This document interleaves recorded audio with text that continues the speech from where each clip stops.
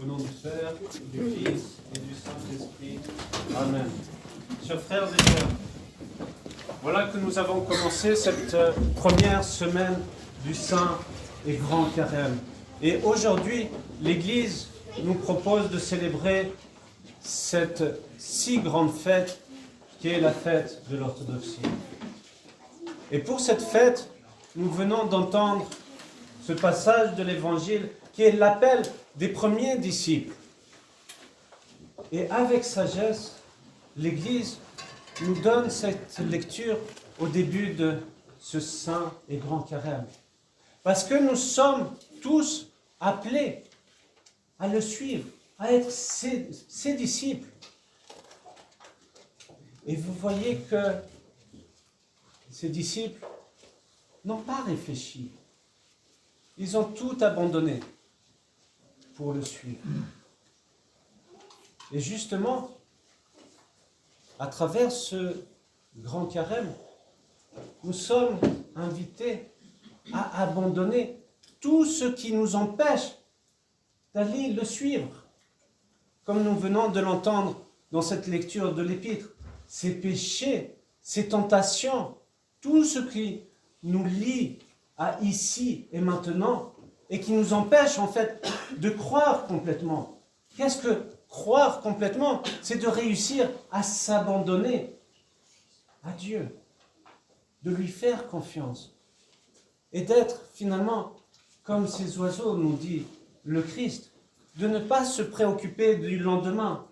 En effet, les pères de l'Église nous disent que nous rencontrons Dieu dans le présent, pas dans le passé avec les remords, ni dans le futur avec cette angoisse du lendemain, mais ici et maintenant. Et c'est pour cela que l'Église nous offre cet enseignement pour justement comprendre qu'est-ce que nous vivons durant ce grand carême. Ce n'est pas juste une question de nourriture, comme je le répète souvent, c'est de réussir à devenir véritablement ses disciples. Et si on s'abandonne complètement à lui, alors le Christ nous dit, à la fin de cette péricope, que vous verrez beaucoup de choses, que vous verrez ce ciel ouvert et qu'il y aura, comme l'a vu Jacob, cette échelle qui lie le ciel et la terre. Et qui est cette véritable échelle? C'est le Christ lui-même. C'est le Christ lui-même qui nous ouvre ce chemin du salut. En effet, il fallait que les Écritures soient accomplies et que la deuxième personne de la Trinité, le Fils de Dieu, s'incarne pour nous ouvrir ces portes du paradis, cette voie du salut. Et c'est pour cela que nous avons aujourd'hui cette mémoire des saintes icônes. En effet, dans la tradition orthodoxe, les icônes ont une place si importante, que ce soit à l'église, que ce soit aussi chez nous, à la maison. Alors, il faut comprendre que dans l'Ancien Testament, il y avait cette distance avec Dieu.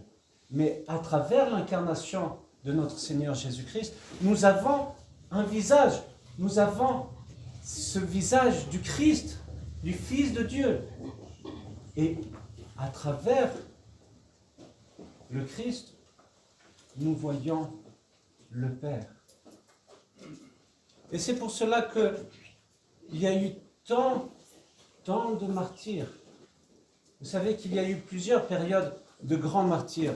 Les premiers siècles, nous voyons tous ces martyrs pour la foi. Et cette période du 8e siècle et du 9e siècle a nourri beaucoup de martyrs qui ont voulu témoigner que Dieu s'est fait homme. Et c'est une importance pour nous, cruciale si j'ose dire, parce que c'est grâce à cela que nous avons cette possibilité du salut, de cette union avec Dieu. Alors c'est pour cela que nous sommes dans cette joie d'avoir ces icônes. Mais pas que. Et c'est là aussi tout le but de notre carême. C'est de trouver ou de retrouver cette image de Dieu qui est en nous. En effet, nous avons été créés à l'image de Dieu. Donc nous sommes des icônes. Mais maintenant, la question c'est, qu'est-ce que nous faisons de cette icône? Et vous voyez que normalement, nous avons cette vénération. Nous prenons soin de nos icônes. Et alors, nous sommes invités par ce carême à prendre soin de notre propre icône. Mais pas que. Parce que sinon, nous sommes d'une certaine façon égoïstes. Nous avons à prendre soin aussi et de voir, de remarquer l'icône qui est en chacun de mes frères et de mes sœurs. Et d'essayer, non pas de détériorer l'icône par mes critiques, par mes jugements, mais plutôt de faire voir à l'autre, que l'autre remarque qu'il est aussi créé à l'image de Dieu. Et alors de montrer toutes ces qualités pour que petit à petit, ce soit ces qualités-là qui l'emportent. Pas les qualités de ce monde, d'être le premier, d'être le meilleur et tout cela. De tout simplement être des disciples, des vrais disciples du Christ. Alors, chers frères et sœurs, avec l'aide de tous les saints, portons justement ces icônes avec fierté. Soyons des vrais disciples, soyons à la suite du Christ. Et que ce carême nous mène à cette joie, à cet espoir de la résurrection de notre Seigneur Jésus-Christ. Amen. Amen.